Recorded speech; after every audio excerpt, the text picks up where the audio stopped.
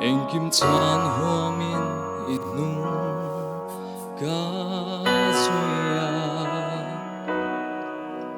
anh kim ko hoa min du than na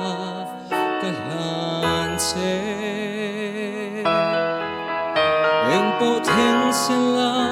irong trong bol turi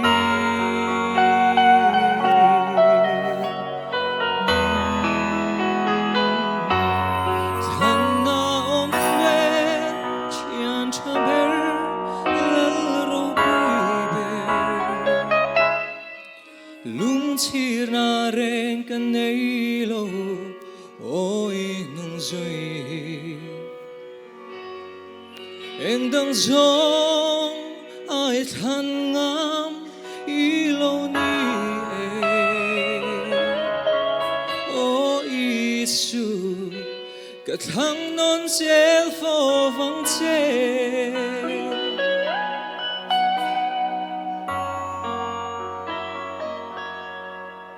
các cơn sóng khó vel roai a hư gió các ta như là núi xin lem nay lo vi các hạt ngài lâu râm noa mi chuan cai tiri các tôn ngài lâu nun lim na min pe zok si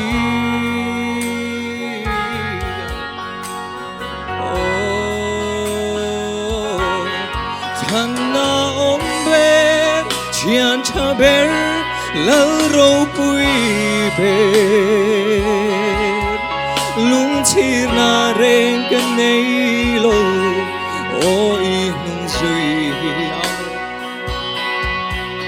anh đang giông ai than ngam ilo ni o isu cả thang non zel phô vang che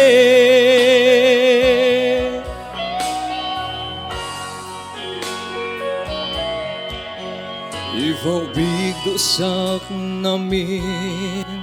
lan zong te imal som ka don lei ro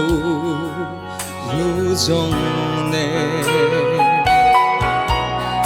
in thoi nan nun lan turin ka in pung pe ilom tagrim tui an lo chang mol ro se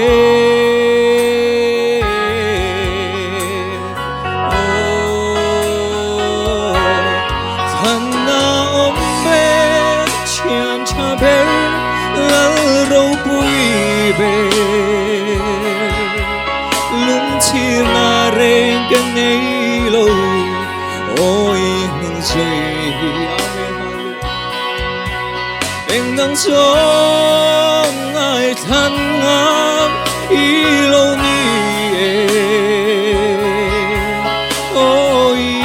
su cả thang non zel phô vang che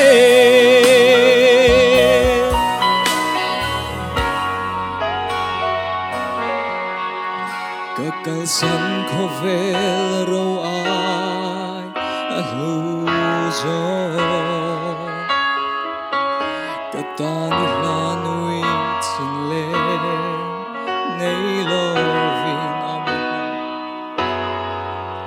các hạt ngài lâu râm noa min chuan cai tiri các tôn ngài lâu nun lim na min pe zok si